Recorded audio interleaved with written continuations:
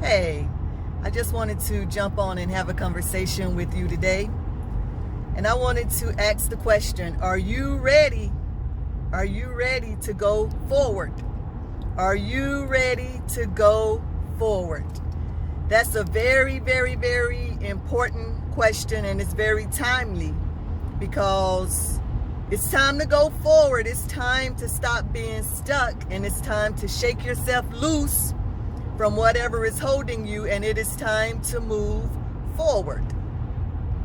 Now, in the Old Testament, there is a contrast that I'm going to use as a springboard, and it is Egypt land, which is being in bondage, contrasted to the wilderness, which is the time of testing to see if you're going to trust the Lord or not. Which we all know the children of Israel, they stayed in the wilderness for 40 years, and many didn't even make it out. A whole, generations didn't even make it out because of their unbelief. Because of their unbelief. Well, I'll say a generation didn't make it out because of their unbelief, but their children made it in, okay? So the wilderness is a time of testing to see if you are going to trust the Lord to bring forth the promises that He promised you. Now, the promised land is another season in your life, because in the promised land, there are giants. In the promised land, there are giants, but the Lord gives you the power to tear down the giants, to destroy the giants in your land. He said that He is going to give you the power to overtake the land. So that's anything that is infesting your land. The Lord is going to give you the power to overcome it. So whenever we are in the mode of being stuck, we can either be stuck still in bondage. We can be stuck in Egypt. We can still be stuck in the land of bondage, and we need to trust the deliverer to even bring us out of that season. Or we can be stuck in the wilderness because of unbelief. We could just be going round and round and round and round the wilderness aimlessly because we don't believe that what the Lord has said is going to come to pass. Or we can be stuck looking at our promised land because it's just big giants, it's big situations, it's big things that's roaring at you like, roar, you don't come up in here. Don't come up in here. You see that I have a hold of a stronghold on this promise that the Lord has given you, and you dare not oppose me. That's what the roar of the lion is going to tell you. It's going to make it look huge. And like the spies of the children of Israel that went and spied out the promised land said, there are giants in the land. We are as grasshoppers. The Lord didn't tell them that they were as grasshoppers, but that's what they determined in their heart because they didn't believe that they could conquer and overtake what the Lord had given them. So you have to be careful and find out what season you are in. To some of us, we're still stuck. We're stuck in a situation to where we still need to get the confidence to walk out of that situation. And I'm not talking about just marriages. I'm talking about anything that is a bondage in your life, whether it be addictions, whether it be whatever that stronghold may be, that is a bondage, and you have to have the strength to walk out. And whenever you walk out, you're going to still be in that wilderness because you're on your way.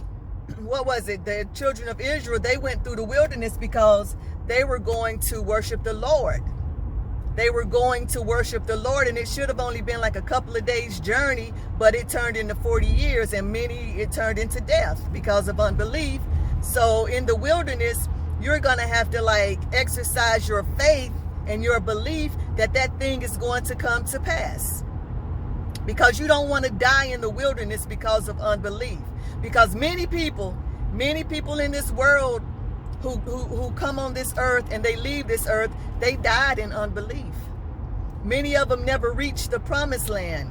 You know, all throughout my life as a child, I used to hear people say, yeah, I'm going to do this, and I'm going to do this, and I'm going to do this, and I'm going to do this. You know, the dreams that were in their heart, they never fulfilled because, is it possible they, number one, never left Egypt?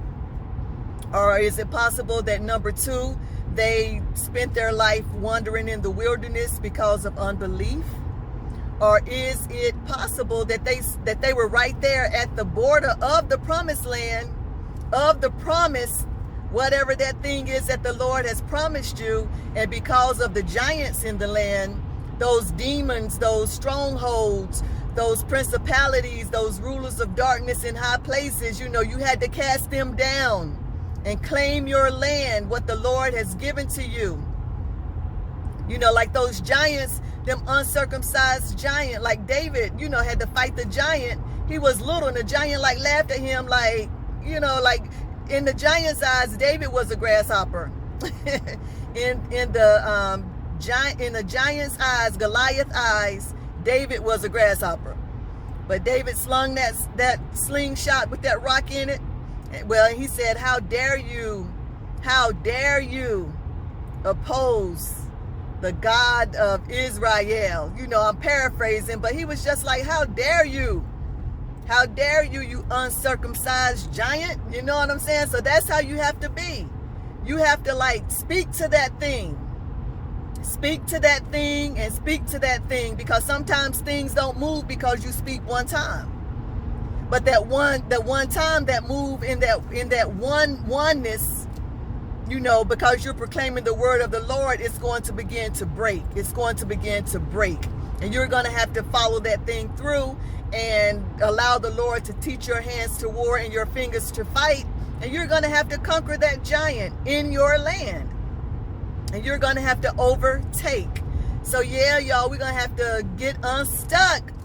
Get unstuck, and it's all your mind. It's a mental battle. It's an emotional battle. It's a spiritual battle. It's a physical battle. Not fighting per se like physically, but just exerting your own physical being to do what you need to do and get into motion. Get into motion. And when I say motion, I'm not talking about going out and running a marathon, because motion can just be this. Motion can just be this right here. Motion can just be this. You're in motion. You're in motion. You're not like just stagnant and being stuck in that mindset. Whenever those mindsets come upon you and you hear yourself saying, I can't do it. I don't want to do it. It's been so many years and it still haven't gotten done.